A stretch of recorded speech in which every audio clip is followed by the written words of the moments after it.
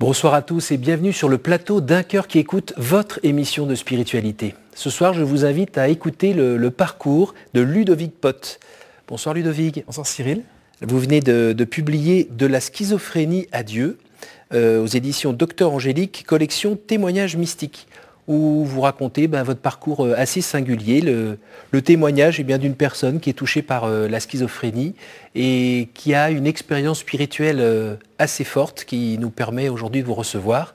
Vous allez pouvoir nous en parler dans un instant. Juste avant, je vous invite à nous lire un extrait de texte de votre choix. Très bien. Alors, j'ai choisi un texte de Saint Matthieu, dont le titre est « Cherchez d'abord le royaume », Matthieu 6, 19. Ne vous faites pas de trésors sur la terre, là où les mythes et la rouille les dévorent, où les voleurs percent des murs pour voler. Mais faites-vous des trésors dans le ciel, là où les mythes et la rouille ne dévorent pas, où les voleurs ne percent pas les murs pour voler. Car là où est ton trésor, là aussi sera ton cœur. La lampe du corps, c'est l'œil. Donc, si ton œil est vraiment clair, ton corps tout entier sera dans la lumière. Mais si ton œil est mauvais, ton corps tout entier sera plongé dans les ténèbres. Si donc la lumière qui est en toi est ténèbre, quelles ténèbres y aura-t-il ? Aucun homme ne peut servir deux maîtres. Ou bien il détestera l'un et aimera l'autre, ou bien il s'attachera à l'un et méprisera l'autre. Vous ne pouvez pas servir à la fois Dieu et l'argent.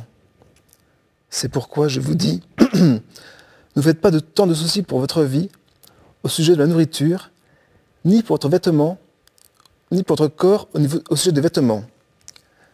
La vie ne vaut pas plus que la nourriture, et le corps plus que les vêtements. Regardez les oiseaux du ciel, ils ne font ni semaille ni moisson, ils ne font pas de réserve dans les greniers, et votre Père céleste les nourrit. Ne voulez-vous pas beaucoup plus qu'eux ? Tout cela, les païens le recherchent. Mais votre Père céleste sait que vous en avez besoin. Cherchez d'abord son royaume et sa justice, et tout cela vous sera donné par-dessus le marché. Ne faites pas tant de soucis pour demain. Demain se suffira de lui-même. À chaque jour suffit sa peine. Pourquoi avez-vous choisi cet extrait-là ? Alors ça parle de l'abandon à la providence. Et depuis que j'essaie de mettre le commandement du Seigneur, de le mettre à première place dans ma vie, la providence agit et j'ai envie de partager cela. Alors on va revenir là-dessus pendant cette émission. D'abord, est-ce que vous pourriez nous dire un petit peu d'où vous venez, dans quelle famille vous avez grandi ? Qui êtes-vous ? Alors je suis né en Bretagne, à Morlaix, en Finistère Nord, d'une famille de catholiques pratiquants. Et je n'avais pas la foi en fait. J'avais un vide intérieur. J'avais un père assez autoritaire et j'étais un peu déjà fragile à l'époque. Et j'étais un peu comme une page blanche. Donc je suivais les communions, tout ça, parce qu'il fallait le faire, mais sans avoir la foi. Et donc, à 18 ans, je suis parti en région parisienne pour faire des études d'infirmier. Oui. Et j'ai arrêté tout de suite toute pratique religieuse. Et je suis tombé dans le cannabis. Et donc, le cannabis ne provoque pas la schizophrénie, mais quand on est fragile, c'est de la nitroglycérine, quoi. Au niveau psychique, c'est très mauvais. Et donc j'ai commencé quelques années plus tard à entendre des voix, mais je m'en inquiétais pas. C'était souvent le soir au moment du coucher. Vous parlez de voix derrière le mur ? Vous parlez de voix de femme derrière le mur, à un moment, vous parlez de ça dans le livre ? Oui. Au départ, je ne pensais pas que c'était... je crois que c'était réel, oui. Oui. Et je n'y pensais pas la journée, c'était juste le soir, je faisais un déni total. Et donc, je continuais à fumer du cannabis, à faire... j'en parle très peu dans mon livre, tout ce qui est... les portes ouvertes qu'on peut ouvrir, je parle du démon, hein, oui. Tout ce qui est pornographie, jeux vidéo violents, livres d'horreur, films d'horreur, toutes ces choses-là sont des tortures pour l'âme et on ne s'en rend pas compte. Vous en parlez un petit peu quand même, je me souviens de l'expérience, je crois que c'est au service militaire ou quelque chose comme ça, où il y a une histoire de partager plutôt du film d'horreur ou des choses comme ça, une recherche de sensations fortes ou bien aussi un plaisir dans ce qui est plutôt mauvais, violent, sombre ? En fait, quand on est vide, on a besoin, les sensations fortes, on se sent vivant. Et donc le vol, la mythomanie, dire les mensonges, ce genre de choses, je le faisais parce que je me sentais vivant en fait. Mais c'est des choses méprisables et donc je ne m'aimais pas. Je ne me pensais pas aimable et donc je faisais des choses méprisables, je me condamnais moi-même à l'enfer, quoi, quelque part. Et vous n'aviez pas, justement, vous parliez de vos parents ou de votre famille, personne ne voyait ça? Personne n'était là pour vous accompagner, vous soutenir, parler avec vous? C'est un peu difficile. À l'époque où le cannabis n'était pas encore si connu que maintenant, Oui. et je le disais ouvertement que j'étais fumeur et que j'avais un peu de l'orgueil même par rapport à ça, Oui. d'avoir tout compris la société, d'être en marge et que c'était ça la vraie place dans la société, c'est d'être en marge, d'être en opposition. Et, rebelle, quoi. Ouais, c'est ça, oui, vraiment un punk, apatride, enfin, ce genre de choses. Mais personne ne le voyait dans votre famille. Personne s'est dit wow, Ludovic, tu fais quoi? C'est bizarre ce que tu fais, c'est bizarre ce que tu dis. T'as pas l'air heureux, mon pote? Non, j'ai pas eu ce genre de remarques, non. Et donc ça allait de plus en plus fort, parce qu'en fait le cannabis c'est dose-dépendant, donc pour avoir le même effet il faut augmenter les doses, et donc de plus en plus ils trafiquent le taux... le THC? Le THC, oui, ce qui est le principe actif, et donc plus c'est fort, plus on est dépendant aussi. Quand vous avez commencé à entendre ces voix, vous vous êtes dit que c'était un nouvel effet du cannabis que vous ne connaissiez pas, ou c'était le réel, l'irréel, ou vous étiez Moi c'était réel, c'était vraiment des personnes derrière le mur, oui. D'accord. Oui. Et donc... Ça vous a fait un peu peur ou pas? Non, non, non. Les voix ne sont pas devenues angoissantes, c'est plus tard qu'elles sont devenues angoissantes, oui. Oui. Et elles disaient quoi principalement, ces voix? En fait, je n'arrivais pas à avoir une relation amoureuse et j'étais très frustré par rapport à ça. Et donc les voix m'invitaient à avoir une relation amoureuse avec elles, en fait. Et donc quelques temps plus tard, j'ai eu une semaine de RTT que je n'avais pas prévue, de repos compensateur. Parce que je travaillais comme aide-soignant, parce que j'avais dû arrêter mes études d'infirmier, le cannabis n'était pas possible d'étudier. Et donc je me suis dit que j'allais arrêter de manger, arrêter de dormir pour avoir, comme les Amérindiens, un signe dans ma vie et savoir où diriger mon existence, parce que je sentais que j'étais vraiment perdu, quoi. Et pendant 2 semaines, en fait, j'ai quasiment pas mangé et pas dormi du tout. Et donc le manque de sommeil et le manque de nourriture crée un stress nerveux et augmente en fait tout ce qui est hallucination, ce genre de choses. Oui. Et vu votre fragilité dans le domaine, c'était pas génial comme idée. Et ça a duré très longtemps, je passe sur les détails. Et donc à un moment donné, j'ai cru avoir parlé à Dieu. Quelque chose de très fort intérieurement. Oui, vous le racontez d'ailleurs dans le livre, c'est tout d'un coup... cru parler à Dieu, puis que Jésus vous parlait en vous disant aussi qu'est-ce que tu fais? Et donc, mais sans avoir aucun souvenir des mots échangés, alors que c'était d'un instant à l'autre, très proche, mais aucun souvenir. Et une autre voix est venue et m'a dit, si tu crois en moi, saute par la fenêtre. Et j'ai demandé pourquoi. En fait, comme j'étais... Enfin, pourquoi? Et donc la voix m'a dit, quelle est ta plus grande peur? Et donc j'ai eu le sentiment que Dieu me mettait à l'épreuve, parce que moi, le vertige est vraiment quelque chose de... Ça peut créer des peurs paniques en moi. Oui. Et donc je suis monté sur la fenêtre. Et, vous étiez au 5e étage. C'est ça, oui. Et là, on est d'accord que ce que vous avez cru comme situation, c'est que comme vous aviez eu l'impression de parler avec Jésus, et à la fin de cet entretien, il avait dit qu'il ne resterait plus de souvenirs de cet entretien, juste après, vous n'avez pas su qui vous parlait dans la phrase suivante, oui. Et vous avez pensé que c'était lui, et genre Jésus qui vous mettait, entre guillemets, à l'épreuve pour savoir est-ce que tu as vraiment confiance en moi, saute par la fenêtre. Oui, c'est ça, oui. Voilà. Quand on le relit aujourd'hui, on voit que ça ne marche pas, mais sur le moment, vous allez sauter. En fait, je suis monté, j'ai regardé en bas et j'ai tremblé, j'ai eu peur, et je me suis dit, je ne peux pas ne pas obéir à Dieu, quoi. Je l'avais découvert et je voulais lui obéir. Et donc il était 2 heures du matin, et j'ai sauté, et j'avais une fracture vers du coude, enfin plein de fractures du bassin, enfin beaucoup de fractures.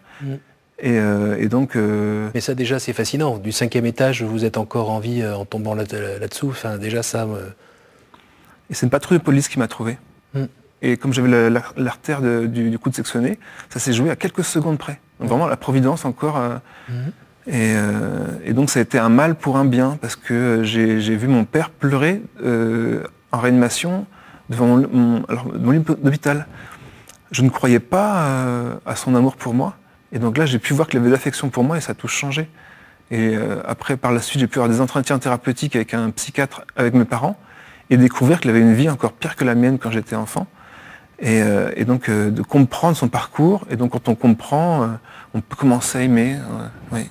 Pouvoir pardonner. Et mes sœurs m'ont dit aussi, que j'ai 3 petites sœurs, que par la suite, les parents étaient plus attentifs. Ils restaient plus longtemps au téléphone. Donc ça a resserré les liens familiaux. Et le contact et la relation avec le Christ, qu'est-ce que c'est devenu après cette expérience terrible? Eh ben, mes parents m'ont aidé à déménager quand j'ai dû reprendre mon travail après la déforestation. Donc ma rééducation est très bien passée. Et donc ils m'ont dit, dans ma nouvelle paroisse, à Trappes, est-ce que tu veux venir avec nous à la messe le dimanche? Et moi, j'avais aucune envie d'aller à la messe. C'était pas du tout mon idée à l'époque. Mais pour leur faire plaisir, je leur ai dit, d'accord, je viens à la messe. Et là, j'ai vécu une conversion dans une église. En Bretagne, c'était des statues partout, des dorures. On ne savait pas poser le regard. C'était des taches d'humidité. C'était vraiment un vieux musée. Et là, par contre, une église toute blanche, avec un grand Christ en croix, très, très dépouillé, avec une chorale de jeunes, avec des enfants, avec des gens de tous les horizons, et rempli, quoi. Et j'ai senti une joie, une paix que je ne connaissais pas avant. Et ça m'a donné envie de revivre ça. Donc je suis revenu par moi-même. J'ai commencé à lire la Bible, j'ai commencé à prier, à avoir une vie de foi. Et donc c'était un départ, un nouveau départ. Vous aviez quel âge? 26 ans. Aujourd'hui, vous avez la quarantaine? J'ai 43 ans, oui. Vous avez une croix autour du cou. De quoi s'agit-il? Alors, j'ai fait Saint-Jacques-de-Compostelle et je voulais prendre un livre d'une sainte où elle écrivait une autobiographie d'une personne sainte. Et au hasard, j'ai pris Sainte Thérèse de l'Enfant Jésus, son manuscrit autobiographique. Et ce qu'elle disait de la vie monastique, c'était tellement beau que j'ai eu envie de le vivre. Et je lisais un chapitre tous les jours en marchant et ça m'a ébloui, quoi. Vraiment, ce qu'elle décrit, pour moi, c'était magnifique. Et donc, en passant un peu sur le détail, je me suis mis en relation avec la congrégation Notre-Dame d'Espérance, qui est la seule congrégation, quand on est malade psychique fragile, on peut avoir une chance de pouvoir être pris. Donc c'est d'origine bénédictine? Affilium bénédictin, oui. Voilà. Donc il y a plusieurs prieurés en France. Il y a 10 prieurés, et ça fait plus de 50 ans que ça existe, c'est 66. D'accord. Et il y en a combien de moines en France qui font partie de à peu près cette 150. famille? 150. Oui. Donc vous avez essayé de voir si vous pouviez rentrer dans cette forme de vie? Oui, mais je suis arrivé un petit peu, prenez-moi comme je suis, parce qu'il y avait des tests psychologiques, et donc le test a eu lieu 1 mois après mon entrée, et donc on m'a expliqué que c'est comme une photographie. Et donc j'étais pas encore vraiment dedans, donc le résultat du test était avis très réservé, donc c'était pas brillant. Mais comme je m'adaptais très bien, j'ai eu la chance de pouvoir vivre 33 mois là-bas. Et donc c'est la croix des postulants que je porte. D'accord. Donc j'ai fait 1 an de postulat, et après le conseil s'est réuni, et ils ont décidé que j'étais parfait pour la vie monastique. Parce que votre côté un peu rebelle, quand vous étiez plus jeune, hors cadre, ça s'était calmé? Oui. Et vous avez compris pourquoi finalement cette forme de vie n'était pas faite pour vous? Ou vous avez accepté et obéi? En fait, la vocation monastique, c'est être appelé par Dieu. Donc si le conseil se réunit, pour moi c'est l'Esprit Saint qui parle, quoi. Et donc... que ta volonté soit faite. Exactement. Et donc c'est à nouveau la providence, parce que la congrégation est très en relation avec l'association des demeures Aigues-Vives, et qui ont 3 demeures à Lourdes. Et les places sont très chères, c'est très demandé de venir à Lourdes. Et donc quand on m'a dit que ce n'était pas possible pour moi, une nouvelle demeure venait de s'ouvrir. Il y avait 8 places disponibles d'un seul coup. Et donc en 1 semaine, j'ai pu quitter le prieuré et arriver... Donc le prieuré était à Évian? Oui. Et vous êtes allé dans une autre ville d'eau, donc à Lourdes? J'ai fait Haute-Savoie, Haute-Pyrénées, oui. D'accord. Et donc là, ça fait combien d'années maintenant que vous êtes là-bas? Plus de 3 ans. 3 ans. Donc comment s'organise la vie là-bas dans cette maison? Parce que vous êtes vraiment dans le cœur de Lourdes là? Oui. Donc c'est une colocation entre personnes de santé fragile. Et il y a une membre de soutien qui dirige pour les tâches. Et donc on se partage le ménage, les courses, la cuisine, les espaces verts, tout pour faire tourner la maison. Ayant vécu 33 mois dans une communauté monastique, je ne me prévoyais pas revenir comme avant dans un studio tout seul. Oui. Là, d'être entouré, surtout en ces périodes de virus et tout ça, Oui. de ne pas être tout seul, c'est vraiment très important. Et vous vous retrouvez pour des temps de prière? Nous avons la chance d'avoir une chapelle, elle s'appelle Saint-Jean de Dieu, le seul saint à ma connaissance qui était interné en psychiatrie à son époque, dans le XVe siècle je crois. Et à l'époque on soignait par le fouet, donc c'est... Heureusement maintenant qu'on a des traitements qui sont efficaces, qui nous permettent de pouvoir vivre et ne plus être enfermés comme auparavant. Oui. Est-ce que vous avez trouvé à un moment dans votre vie que, le bon Dieu, vous n'avez pas donné toutes les cartes ou des cartes vraiment à un jeu vraiment bizarre dans la vie? En fait, c'est grâce à mon parcours que j'ai pu trouver Dieu. Et maintenant, j'ai vraiment envie de me donner entièrement à lui. Et je pense que si je n'avais pas eu ce parcours, je n'aurais pas cette intensité de désir de cette relation, quoi. D'une vie intérieure. Parce que le monde cherche à nous faire éviter la vie intérieure avec la musique, avec les divertissements, avec les spectacles et tout ça. Et donc, se recentrer sur soi, et on est mieux avec les autres aussi. Et c'est le message de ce livre aussi, la raison d'être de ce livre? En fait, le titre, c'est « De la schizophrénie à Dieu ». Dieu ne m'a pas guéri de ma schizophrénie, mais je veux témoigner en fait, de la folie d'une vie sans Dieu. Il est notre créateur, et on retourne à lui. La vie sur Terre dure très peu de temps, et on est fait pour l'éternité, en fait. Et les plus grandes aspirations de l'homme, qui sont de vivre éternellement, d'être aimé, d'être grand, eh ben, on va pouvoir le vivre dans l'éternité. L'éternité, c'est de voir Dieu face à face et de lui être semblable. Et donc, c'est magnifique. Et, question un peu saugrenue, quand vous allez ressusciter, vous aimeriez être comment? Ressusciter comment Guéri? Pas guéri? Comme vous êtes aujourd'hui? Comme vous étiez enfant? Je pense que après la chute d'Adam et Ève, le mal est entré dans le monde, et je pense que la schizophrénie fait partie de ce mal. Et donc, après la résurrection, il n'y aura plus de maladie, il n'y aura plus de mal. Et donc, tout le monde pourra communiquer, être heureux du bonheur des autres. Et tout le mal aura disparu, c'est ce que j'espère en tout cas. Et alors vos parents, vos frères et sœurs, comment ils ont vécu ce temps de conversion que vous avez pu connaître? Ça a eu des différentes réactions. Il y a la plus grande de mes sœurs qui n'a pas la foi. Et on a pu en discuter un petit peu, mais c'est personnel, quoi. Mais bon, j'aime bien donner mon témoignage, oui. Et les parents?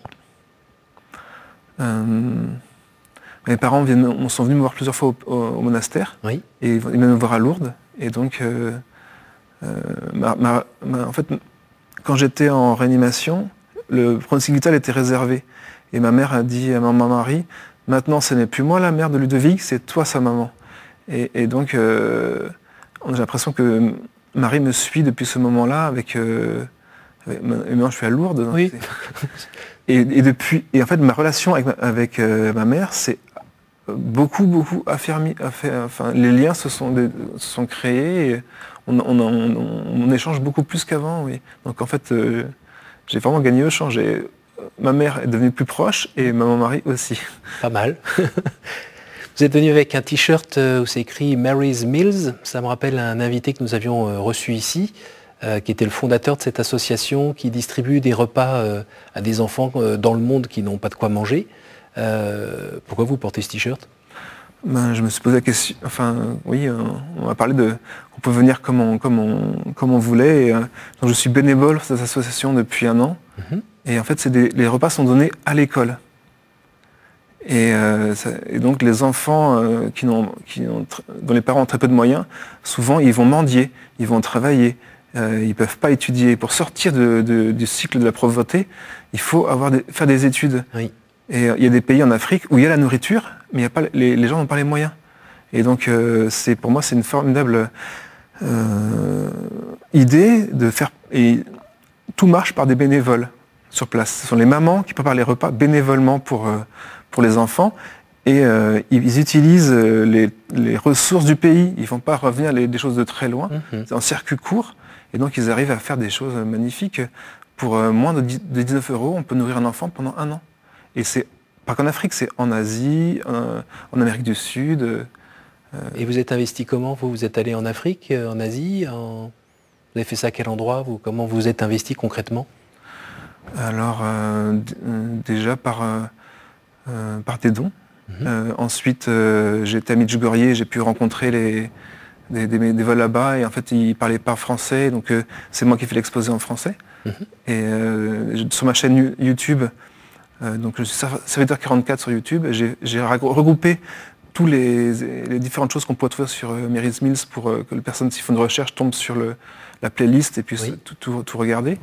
Et donc, avec l'accord du curé de la paroisse de Lourdes, de l'abbé Duhart, on a pu faire une action de carême où on a vendu des chapelets faits à la main, on a vendu des gâteaux, des livres aussi, le cabanon qui nourrit 1 million d'enfants, de Jason McFarlane, le fondateur. Et donc, c'était une réussite, on a eu une recette de plus de 500 €. Et donc, je suis en lien avec la secrétaire de Mary's Mills France. D'accord. Oui.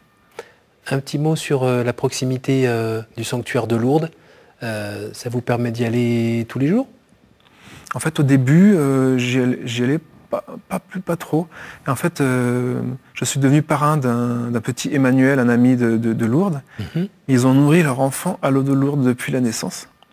Et c'est incroyable, le petit, depuis tout jeune, il montre la statue de Maman Marie, de Saint Joseph.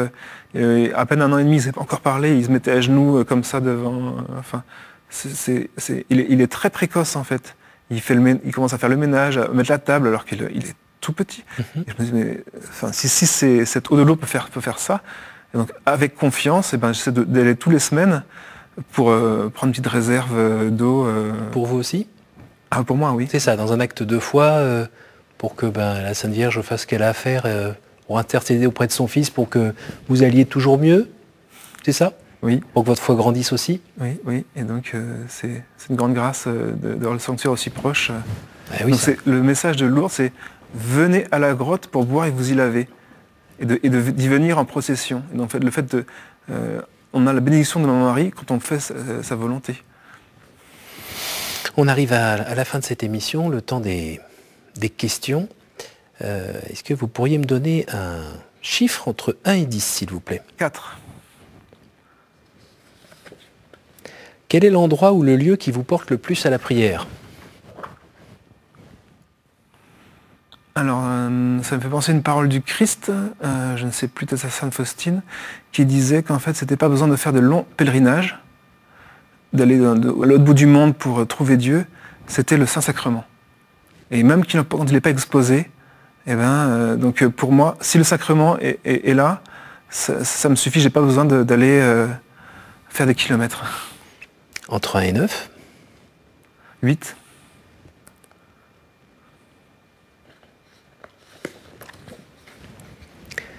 Quel est le personnage ou le saint que vous aimeriez retrouver au ciel? Alors, Sainte Thérèse de l'Enfant Jésus, je l'appelle ma petite sœur du ciel. Et donc, je pense que chacun, on a un saint ou une sainte préférée. Et donc, elle a beaucoup été importante pour moi dans ma vie de foi. Donc, j'ai bien envie de un jour pouvoir réussir à discuter avec elle, oui. Allez, je vois que je suis encore entre 1 et 10 à nouveau. Alors, le chiffre 1. Quelle est la vertu qui vous manque et à laquelle vous aspirez? Je pense que au niveau de l'orgueil, j'ai des travaux à faire sur moi-même. Oui, j'ai du mal à accepter les remarques, et donc je surréagis parfois quand quelqu'un me fait une remarque par de l'énervement. Et donc venez en école parce que je suis doux et humble de cœur. C'est un message du Christ et j'aimerais pouvoir le mettre en pratique. Est-ce que vous auriez un message particulier à dire aux gens qui ont la même maladie que vous ou qui ont un membre de leur famille qui est atteint aussi par cette chose-là? Est-ce que vous auriez envie de leur dire quelque chose, un message particulier? Alors, pour le rétablissement, je pense que c'est très important de savoir qu'on est aimé de Dieu, savoir qu'on est aimé de ses parents et s'aimer soi-même. Et donc, si cet amour est là, la maladie, en fait, elle perd de sa force. Et souvent, les voix sont angoissantes et cherchent à nous détruire. Et donc, si on s'aime, on se sent aimé, on a des forces pour résister. Merci beaucoup Ludovic Pott. Je rappelle le titre de votre livre, De la schizophrénie à Dieu, paru aux éditions Docteur Angélique, collection Témoignages mystiques. Merci beaucoup d'être venu de Lourdes, nous partager cela là dans la banlieue parisienne. Merci et merci à vous tous pour votre fidélité. N'hésitez pas à retrouver ce témoignage sur notre site www.ktotv.com. N'hésitez pas à le partager autour de vous auprès des gens qui sont concernés, et puis les autres aussi, pour peut-être leur ouvrir davantage les yeux et le cœur. Merci à vous tous et à la semaine prochaine.